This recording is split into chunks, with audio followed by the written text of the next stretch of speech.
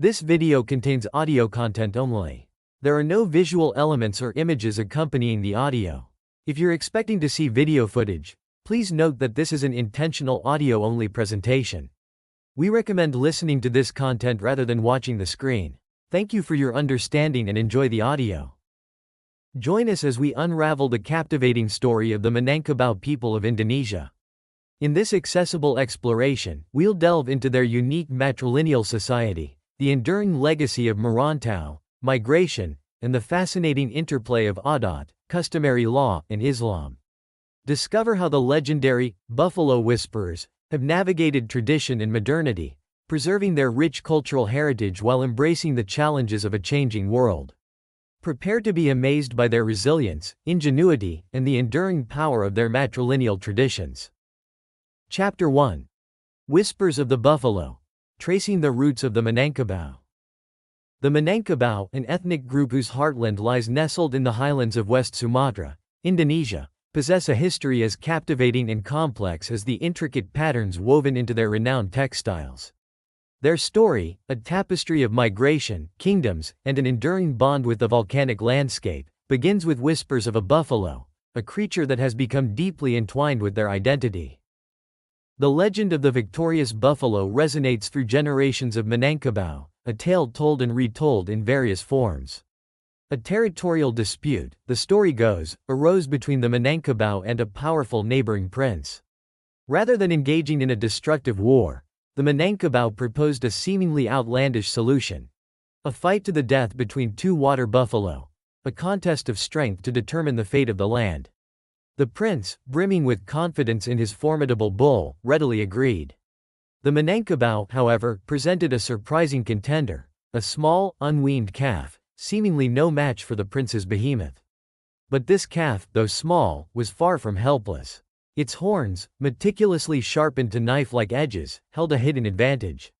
Some versions of the tale depict the calf deliberately starved for days, its hunger fueling not aggression, but a desperate desire for nourishment. When the two beasts faced each other, the calf, driven by its ravenous hunger, charged, not to attack, but to seek sustenance.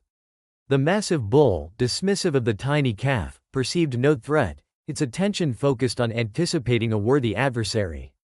As the calf, searching for an udder, pressed its head beneath the bull's belly, the sharpened horns found their mark, fatally piercing the unsuspecting giant. The Minangkabau, through cunning and resourcefulness, had triumphed. This legend, deeply embedded in the Minangkabau psyche, embodies their spirit of ingenuity, their capacity to overcome formidable challenges, and their profound preference for peaceful resolution. The buffalo, more than just a symbol of strength, represents wisdom, resilience, and the triumph of intellect over brute force. Its horns, iconic and instantly recognizable, adorn not only the distinctive upward curving roofs of their traditional rumah gadang houses but also ceremonial headdresses and intricate carvings on everyday objects, serving as a constant reminder of their ancestral wit. The very name, Minangkabau, echoes this legendary victory. Kabau, meaning buffalo, is undisputed. Minang, however, offers a richer layer of interpretation.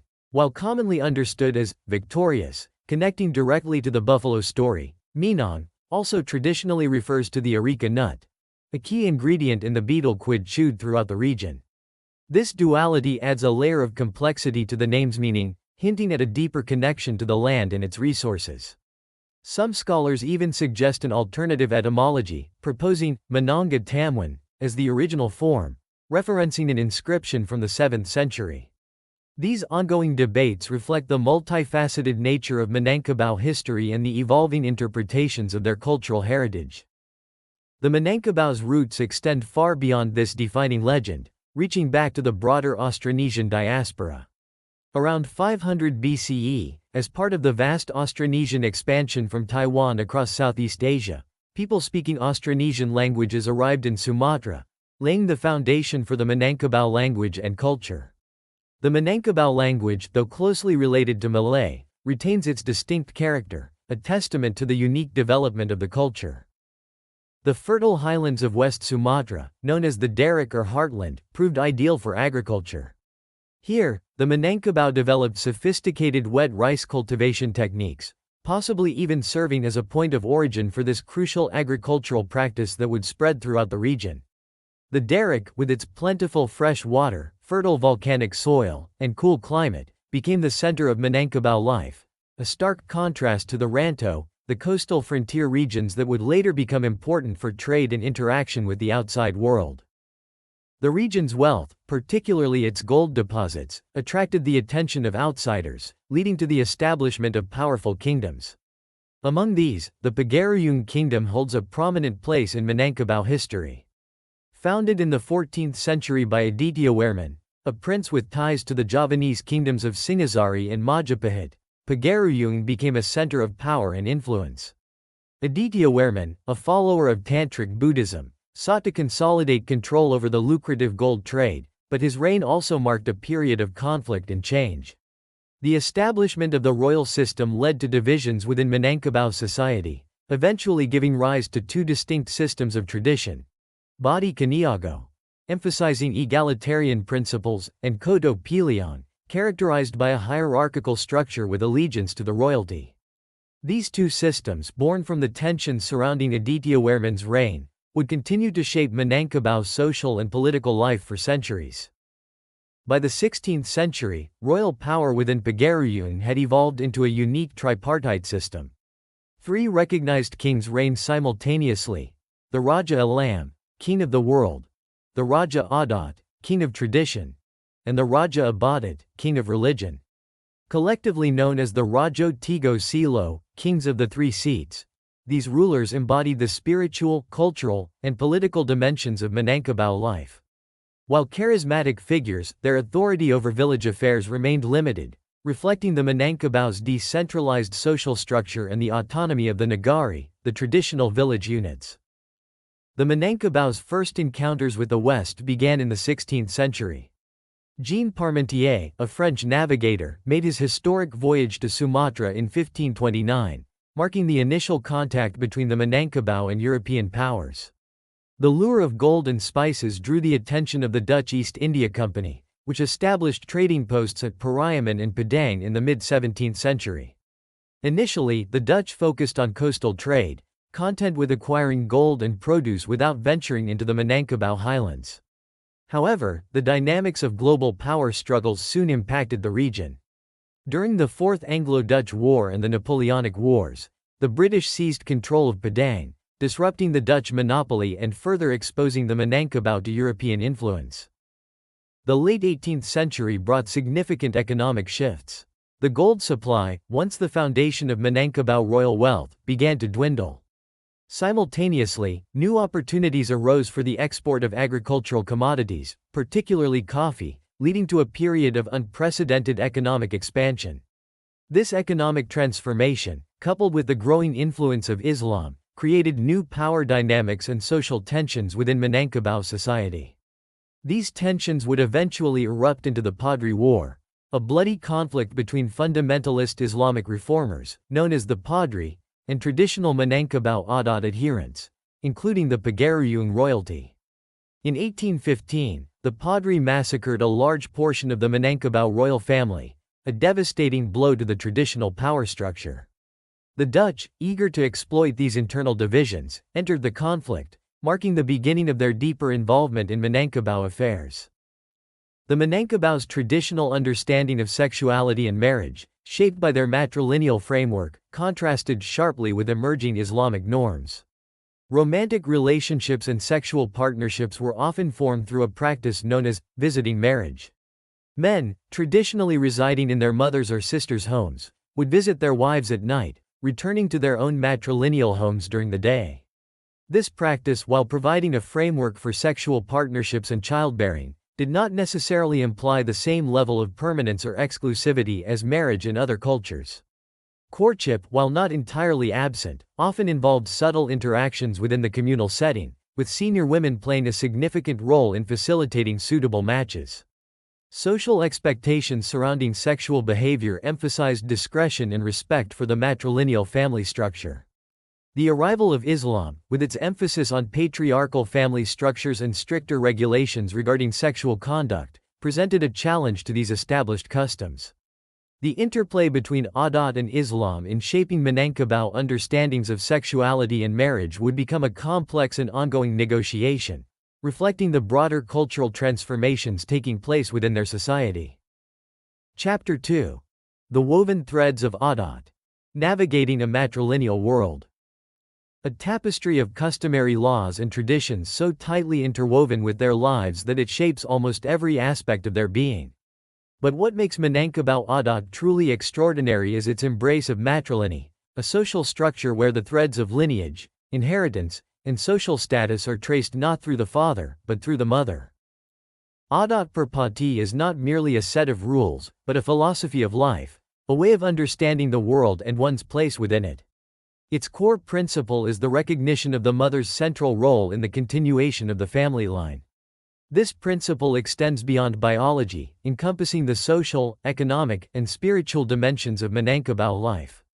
In practical terms, it means that ancestral property, the very foundation of Minangkabau wealth and status, is passed down through the female line, from mother to daughter, generation after generation. A young Minangkabau girl, upon reaching adulthood, inherits not just physical possessions, but also the responsibility of safeguarding her family's legacy and ensuring its prosperity. More than just a dwelling, the Rumah Gadang is a tangible symbol of female authority and clan identity. Its distinctive architecture, with the sweeping, horn-like roof inspired by the victorious buffalo, stands as a testament to the enduring strength of Minangkabau women. Inside, the layout reflects the matrilineal structure. The oldest woman in the family, the matriarch, occupies the central room, the heart of the house. Married daughters and their families reside in separate rooms along the sides, each with its own hearth and designated space, ensuring both privacy and communal connection. The Rumah Gadang is a place where families gather, where ceremonies are held, and where the threads of Adat are woven into the fabric of daily life. It is a place where a mother's wisdom is passed down, where children learn the stories of their ancestors, and where the bonds of kinship are strengthened. One can imagine the bustling activity within a Rumah Gadang, the women preparing elaborate meals for communal feasts, the children playing in the courtyards, the men discussing village affairs in the main hall, all under the watchful eye of the matriarch, the anchor of the family. Marriage in Minangkabau culture is a unique dance, carefully choreographed by Adat. While men may hold the formal title of clan leader, the decision to marry, and the choice of a partner, often rests with the women. The process begins with marisak, a discreet inquiry by the groom's family to assess the bride's suitability. This is followed by Adat Basandian, the engagement ceremony, where gifts are exchanged, and the marriage contract is negotiated. The wedding itself, a vibrant celebration of Minangkabau culture, features elaborate ceremonies, traditional music, and the captivating Randai dance drama. Once married, the husband moves into his wife's Rumah Gadang, becoming a part of her clan. However, he retains strong ties to his own matrilineal family, creating a complex web of relationships and obligations. The practice of visiting marriage, where the husband spends his days with his own maternal family and visits his wife at night, further complicates these dynamics. This practice, while acknowledging the husband's role in the family, reinforces the centrality of the woman's home and her clan. This arrangement, while appearing unconventional to outsiders, reflects the Minangkabau understanding of balance and interdependence. The husband, while a valued member of his wife's family, remains deeply connected to his own matrilineal roots, maintaining a sense of belonging in both worlds. Within this matrilineal framework, children are raised with a strong sense of belonging to their mother's clan. The mother, as the primary caregiver and owner of the ancestral home, holds a position of great respect. The father, while not the primary authority figure, plays an important role in his children's lives, providing affection, guidance, and financial support. However, the most influential male figure in a child's life is often the maternal uncle, the mamak. He acts as a mentor, advisor, and protector, guiding his nephews and nieces in the ways of Adat and providing a crucial link to their ancestral heritage. A young boy, growing up in a Rumah Gadang, learns from his mamak the importance of Adat, the intricacies of Minangkabau customs, and the responsibilities he will one day assume as a member of his mother's clan. A young girl learns from her mother and other senior women the skills of managing the household, cultivating the land, and upholding the family's traditions. The Minangkabau system of inheritance, a delicate balance between Adat and Islam, further reflects the complexities of their culture. High inheritance, encompassing ancestral property like the rumah gadang and rice fields, follows the matrilineal tradition, passing from mother to daughter. Low inheritance, consisting of personal wealth acquired through individual effort, is distributed according to Islamic law, with sons receiving a larger share. This dual system, while seemingly contradictory, demonstrates the Minangkabau's remarkable ability to integrate seemingly disparate cultural and religious influences. It also highlights the potential for conflict, requiring careful negotiation and consensus building to ensure equitable distribution and maintain family harmony. While not a matriarchy in the Western sense of female rule, the Minangkabau system empowers women in ways that challenge traditional notions of gender roles. Women, through their control over property and inheritance, wield significant influence within the family and community.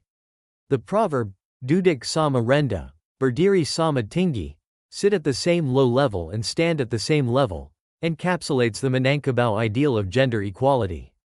While men hold public leadership roles, women's economic power and their central position in the family structure ensure a balance of authority. A Minangkabau woman, secure in her economic independence and her social standing, can negotiate with her husband, her brothers, and the male leaders of her clan as an equal, her voice carrying weight in decisions that affect the entire family. However, the woven threads of Adat are not immune to the winds of change. Modernization, urbanization, and the growing influence of more orthodox interpretations of Islam present new challenges to the matrilineal system. Younger generations, exposed to different ways of life, are increasingly migrating to urban centers, seeking new opportunities and embracing new ideas. The traditional rumah gadang, once the heart of Minangkabau life, is becoming less common, as families opt for smaller, more modern dwellings. The practice of visiting marriage is also evolving, with more couples choosing to establish nuclear households. Yet, even in the midst of these changes, the core principles of Adat Perpati endure. Minangkabau communities, both in the highlands and in the Rantau, are actively working to preserve their cultural heritage, adapting traditional practices to the demands of modern life. Young Minangkabau, even those who have left the village, often return for important ceremonies and festivals, reaffirming their connection to their ancestral roots. The rumah gadang, even when no longer the primary residence, remains a potent symbol of Minangkabau identity, a reminder of the unique matrilineal heritage that continues to shape their world.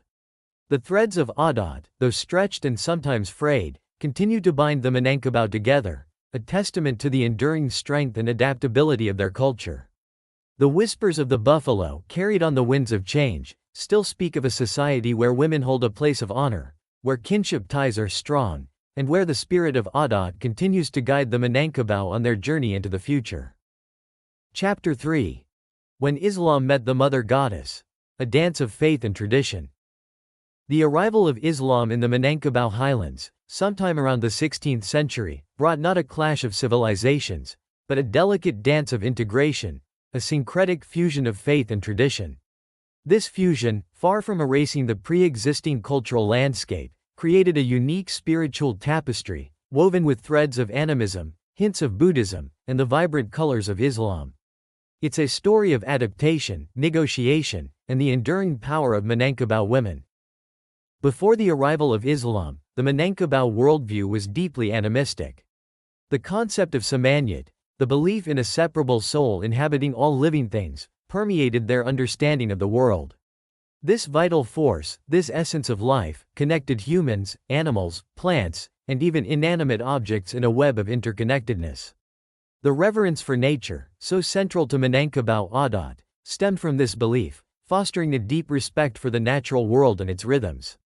Traces of Buddhist influence, likely stemming from the era of Adityawarman and the Pagaruyung kingdom, also lingered, adding another layer to the spiritual landscape. Islam arrived primarily through traders, who brought not only goods but also new ideas and beliefs. These early interactions were largely peaceful, a gradual process of cultural exchange. However, the 19th century witnessed a dramatic shift. The Padri, a group of fundamentalist Islamic reformers inspired by the Wahhabism movement in Mecca, emerged, challenging the syncretic blend of Adat and Islam that had developed. They condemned traditional practices they deemed un-Islamic, such as cockfighting, gambling, and certain animistic rituals, including aspects of traditional ceremonies and the reverence for local spirits. The Padri also targeted the Minangkabau royalty, viewing their authority as incompatible with Islamic principles. This ideological clash ignited the Padri War, 1803–1837, a brutal and protracted conflict that pitted the Padri reformers against the traditional Adat adherents, including the Pagaruyung royalty and the traditional elite families. The war reached a devastating climax in 1815 when the Padri massacred a significant portion of the Minangkabau royal family, a devastating blow to the traditional power structure. The Dutch, sensing an opportunity to expand their influence, allied with certain Minangkabau factions against the Padri, further complicating the conflict. The war ultimately ended with the defeat of the Padri, but its impact on Minangkabau culture was profound. It forced a renegotiation of the relationship between Adat and Islam, leading to the formalization of the principle Adat Basandi Syarik, Syarik Basandi Kitabullah. Adat is based on Sharia. Sharia is based on the Quran. This principle, however, was not a simple imposition of Islamic law. It became a framework for integrating Minangkabau customs with Islamic principles, a process of selective adaptation and interpretation. The concept of samanyad, for example, while not explicitly mentioned in the Quran, found resonance with Islamic concepts of the soul or spirit, particularly the Ruh and Nafs. The emphasis on communal harmony and consensus within Adat aligned with Islamic teachings on social justice and cooperation. This integration is most evident in traditional ceremonies and rituals. Weddings, for instance, became a blend of Minangkabau customs and Islamic rites. The Marasik, inquiry, and Adat Basandiang, engagement, ceremonies, rooted in Adat, are now followed by the Akad Nikah, the Islamic marriage contract. The vibrant wedding celebrations with traditional music, dance, and the Randai performance, a unique form of Minangkabau folk theater, continue, but now often incorporate Islamic prayers and blessings. Funerals, too, reflect this fusion. Traditional mourning practices are combined with Islamic burial rites and prayers for the deceased. The Tabuk festival in Pariaman, a unique Shia-influenced commemoration of the martyrdom of Imam Hussein, showcases the Minangkabau's ability to embrace diverse Islamic traditions within their cultural framework. The festival's elaborate processions, music, and the symbolic burial of Tabuk structures blend local customs with Shia rituals, creating a vibrant display of syncretism. Adat Basandi Syarik, Syarik Basandi Kitabullah, became the guiding principle for navigating potential conflicts between Adat and Islamic law. However, the interpretation of this principle varies within the Minangkabau community. Some advocate for stricter adherence to Islamic law, while others prioritize cultural preservation, leading to ongoing debates and negotiations. In practice, conflicts are often resolved through consensus building within the community, with the Penghulu, clan chiefs, and religious leaders playing key roles in mediating disputes.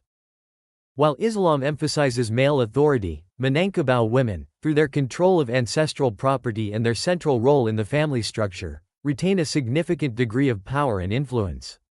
Within the family, women manage the household and finances, while men are responsible for religious and political affairs. However, women are not excluded from these spheres.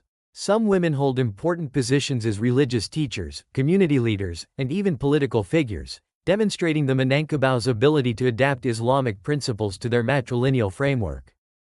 The concept of visiting marriage, while rooted in pre-Islamic traditions, has undergone significant changes under the influence of Islam. While the practice continues in some rural areas, it is becoming less common, particularly in urban settings. Many Minangkabau couples now opt for establishing nuclear households, reflecting the growing influence of Islamic ideals of marital life. However, the emphasis on consensus and balance between husband and wife, a core value within Adat, continues to shape Minangkabau family dynamics. The Minangkabau's rich oral literature tradition also reflects the syncretism of Adat and Islam. Proverbs, folktales, and legends, passed down through generations, have been adapted to incorporate Islamic themes and values. Stories about the origins of the Minangkabau, the legendary victory of the buffalo, and the wisdom of their ancestors, now often include references to Islamic teachings on morality, justice, and the importance of seeking knowledge.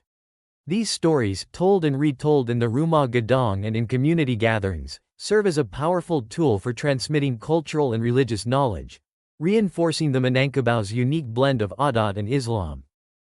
The Minangkabau story is not one of conflict or erasure, but one of creative adaptation, a testament to the enduring power of culture to absorb and transform new influences.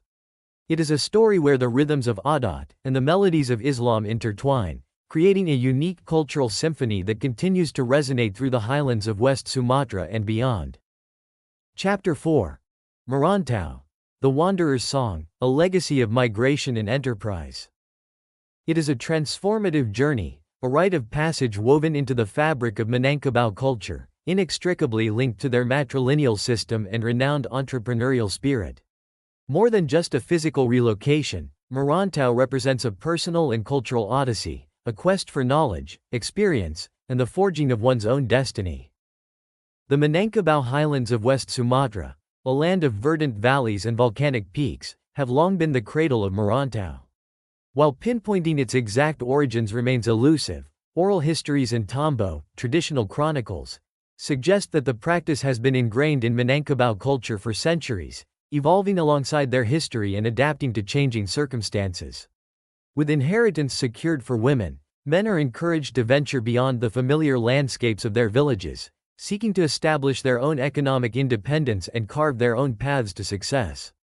This tradition not only alleviates potential land disputes but also fosters a spirit of self-reliance and ambition among Minangkabau men. Imagine a young Minangkabau man standing on the threshold of his Rumah Gadang, the traditional longhouse, his heart heavy with a mixture of anticipation and trepidation. He is about to embark on Merantau, leaving behind the comfort and security of his family and clan to face the unknown. The expectations placed upon him are weighty. He is not merely seeking personal wealth. He carries the hopes and aspirations of his family, entrusted with the task of bringing back knowledge, skills, and resources that will benefit the entire clan. He yearns to return a successful man, worthy of respect and admiration, having proven his mettle in the wider world. He dreams of building a future for himself and his family, a future where he can provide for his loved ones and contribute to the prosperity of his clan. Historically, Minangkabau migrants have followed well-worn paths, venturing into the Rantau, the coastal regions and beyond.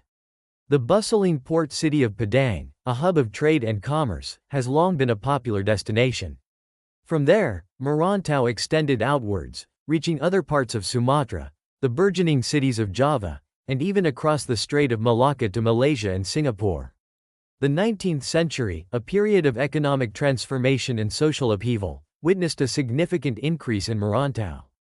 The Padri War, a bloody conflict between Islamic fundamentalists and traditional adat adherents, disrupted traditional social structures and economic patterns, further fueling the desire for new opportunities elsewhere. Dutch colonization, with its exploitative economic policies, also contributed to this migration, as Minangkabau men sought to escape the constraints of colonial rule and build their own fortunes. The types of work pursued by Minangkabau migrants varied, reflecting their adaptability and entrepreneurial spirit. Many engaged in trade, establishing small businesses and becoming successful merchants. Others sought employment in the burgeoning urban centers, working as laborers, clerks, and government officials. Some specialized in particular crafts, such as weaving, metalworking, and woodcarving, carrying their skills and traditions to new lands. The Minangkabau's aptitude for business and their emphasis on education contributed to their success in various fields, leading to a disproportionately high representation of Minangkabau people in positions of economic and political power throughout the region. The first Prime Minister of Malaysia, Tunku Abdul Rahman, and the first President of Singapore, Yusof Ishak, both had Minangkabau lineage, a testament to the impact of Merantau on the region's political landscape. The Merantau experience has fostered a strong sense of community and mutual support among Minangkabau migrants. Wherever they settled, they established vibrant communities, replicating the social structures and cultural practices of their homeland. These communities served as cultural hubs, preserving Minangkabau traditions, language, and cuisine. The Rumah Makan Padang, The ubiquitous Minangkabau restaurant became a symbol of this diaspora, offering not only a taste of home but also a gathering place for migrants to connect with their fellow Perantauan, wanderers, and maintain ties to their homeland. These restaurants, often adorned with the iconic buffalo horn roofs, are more than just businesses. They are cultural embassies, preserving and promoting Minangkabau identity in new lands. Imagine stepping into a rumah makan Padang in a bustling city far from West Sumatra. The aroma of spices fills the air, transporting you back to the Minangkabau highlands. You are surrounded by the familiar sounds of the Minangkabau language, as fellow Perantauan share stories of their journeys and their successes. You are offered a plate piled high with rendang, the rich and flavorful beef stew, a culinary masterpiece that has become synonymous with Minangkabau cuisine. You savor the taste of home, a reminder of your roots and the enduring strength of your cultural heritage. The story of Abdul Latif, a prominent Indonesian entrepreneur, exemplifies the success born from Merantau. Born in a small village in West Sumatra, Latif left home at a young age to seek his fortune in Jakarta. He started as a small trader, eventually building a vast business empire, including the Pasaraya department store chain, one of Indonesia's largest retail companies. Latif's story, a rags-to-riches tale of determination and entrepreneurial spirit, serves as an inspiration to many young Minangkabau, reinforcing the value of Merantau and the potential for achieving success through hard work and perseverance. The Rumah Makan Padang phenomenon itself is a testament to the entrepreneurial spirit fostered by Merantau. From humble beginnings as small food stalls, these restaurants have spread across Indonesia and beyond, becoming a global culinary sensation. Each restaurant, a testament to the hard work and ingenuity of Minangkabau migrants, serves as a cultural ambassador, introducing the world to the rich and diverse flavors of Minangkabau cuisine. Merantau, however, is not without its challenges. Migrants often face discrimination, cultural misunderstandings, and economic hardships as they navigate unfamiliar environments. The emotional toll of leaving home, the separation from family and loved ones, can be profound. Yet, the Merantau tradition has instilled in Minangkabau people a remarkable resilience, an ability to adapt and thrive in diverse settings. They have learned to navigate cultural differences, build bridges with other communities, and overcome obstacles with determination and resourcefulness. The story of Rika Febriani, a Minangkabau woman who returned to her village after years of living and working in other parts of Indonesia, highlights the enduring connection to the homeland and the evolving role of women in Merantau. Febriani, now a university lecturer, actively works to preserve Minangkabau traditions and promote sustainable development in her community, demonstrating the transformative potential of Merantau and its capacity to empower individuals to make a positive impact. Merantau in the 21st century is evolving, shaped by globalization, technological advancements, and changing social norms. While traditionally a male domain, women are increasingly participating in Merantau, pursuing educational and career opportunities outside their hometowns. Their experiences, while sharing some similarities with men's, are also uniquely shaped by gender dynamics and social expectations. The rise of social media and communication technologies has also transformed the Merantau experience, enabling migrants to maintain closer connections with their families and communities back home. The ease of travel and communication has blurred the lines between the Rantau and the Derek, creating a more fluid and interconnected Minangkabau world. The sexual dynamics of Merantau, a tradition where men left their wives and families for extended periods, have also evolved over time.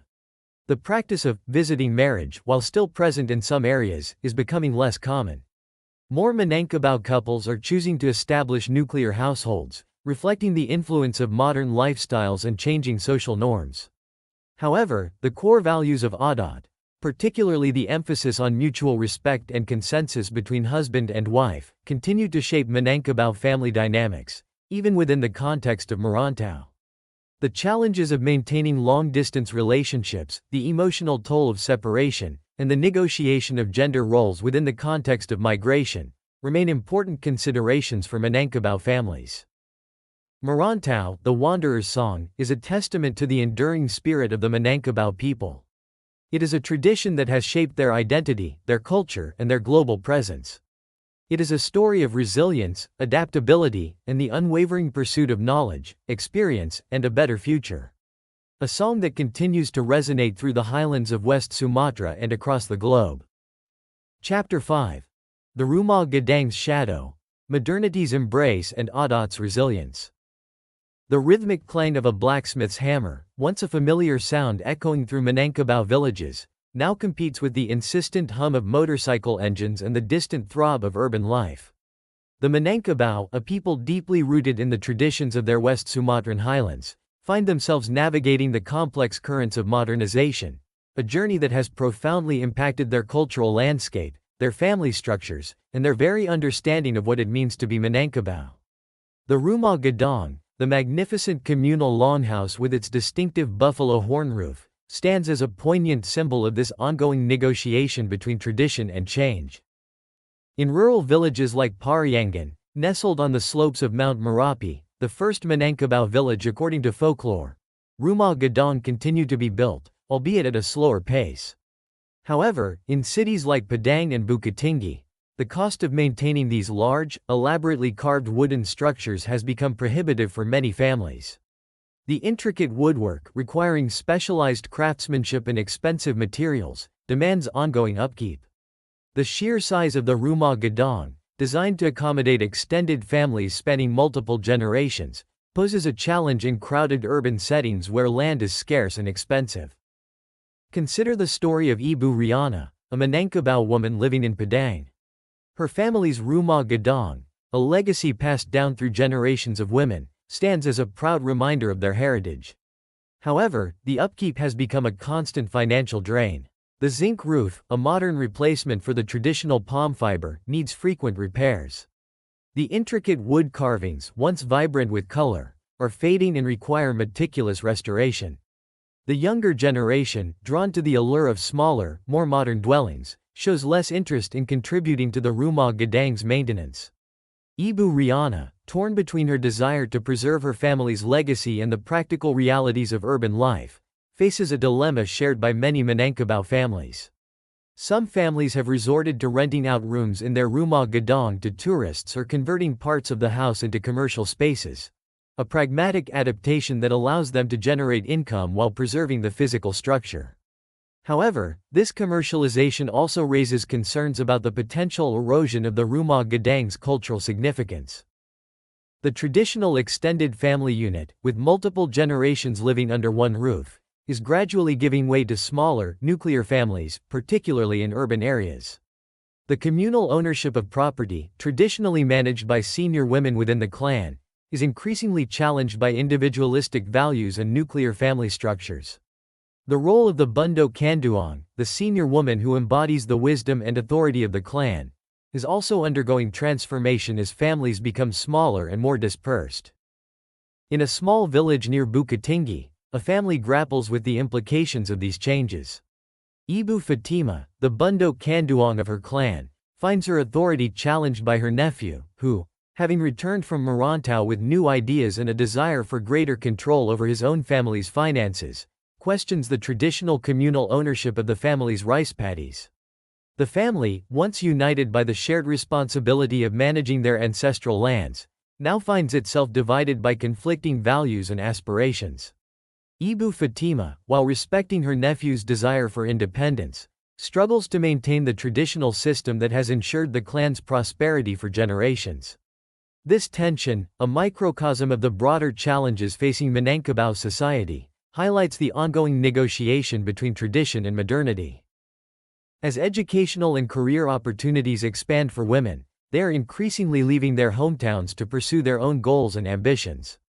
Universities in cities like Padang and Jakarta are witnessing a growing number of Minangkabau women enrolled in diverse fields, from medicine and engineering to law and business.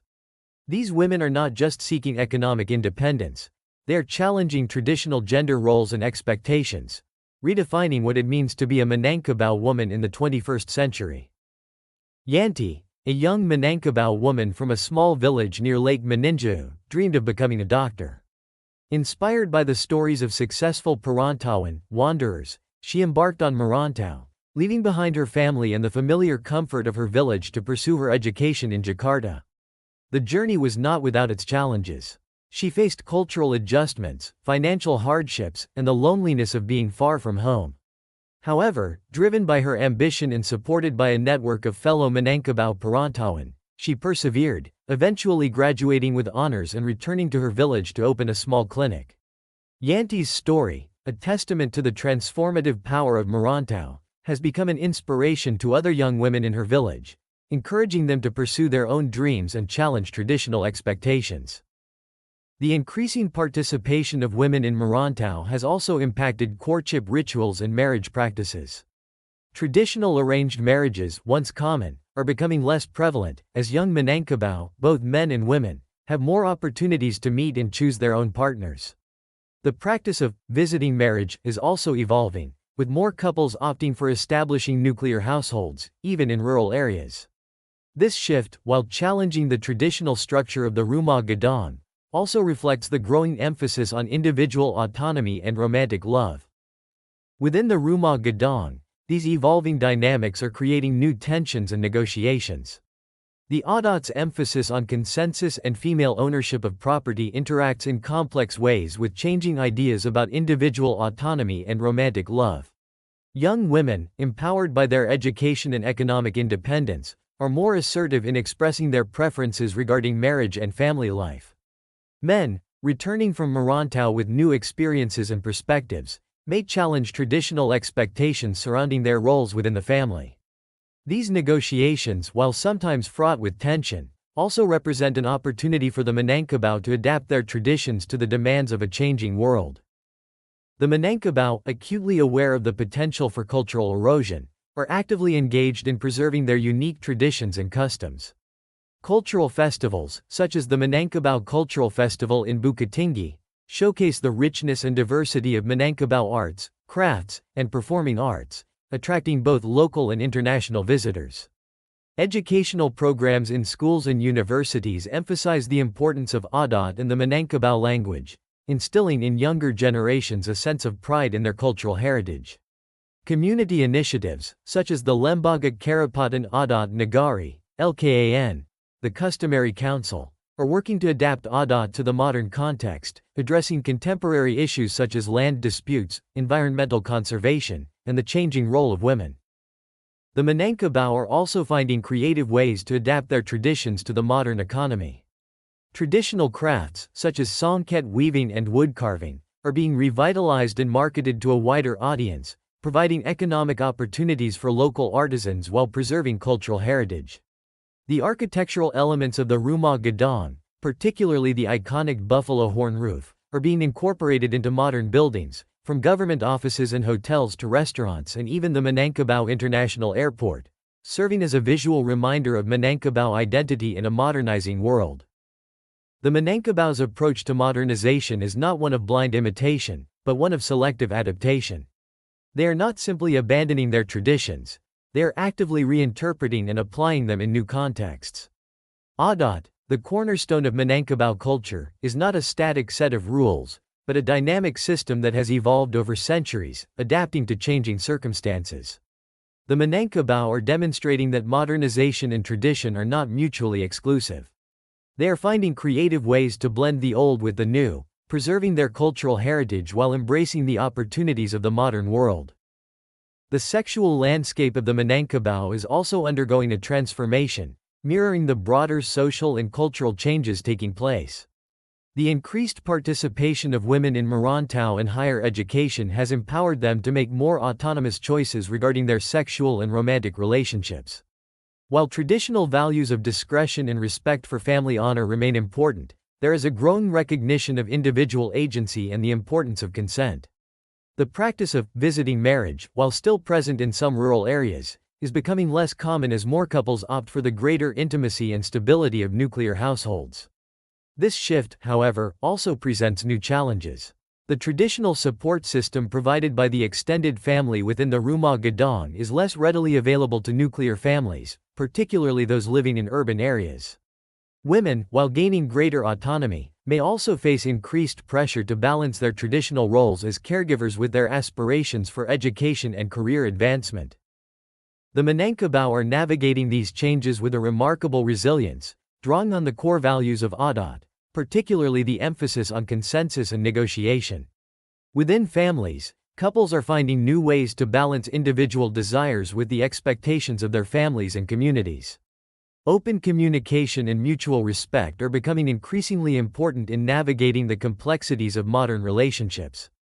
The Adat's emphasis on female ownership of property can also provide women with a degree of leverage in negotiating the terms of their relationships, ensuring their economic security and their right to make autonomous choices. The Minangkabau story is one of adaptation, resilience, and the ongoing negotiation between tradition and change. It is a story of a people deeply connected to their cultural heritage, yet willing to embrace new ways of life. The Rumah Gadang, while its physical presence may be diminishing in urban landscapes, continues to cast a long shadow, its symbolic power undiminished. A journey that speaks to the enduring power of culture to adapt, evolve, and thrive in a rapidly changing world.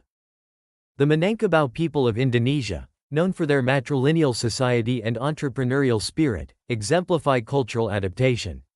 Their history, woven with legends of buffalo and shaped by Adat, customary law, navigated the arrival of Islam and the waves of modernization. The Rumah Gadang, the traditional longhouse, symbolizes this dynamic interplay, facing challenges yet remaining a potent cultural icon.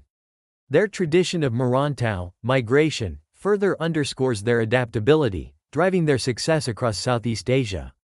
The Minangkabau story highlights how cultures evolve, integrating new influences while preserving core values. What are your thoughts on cultural adaptation in a globalized world? Share your insights in the comments below. Like, subscribe, and suggest topics for future explorations.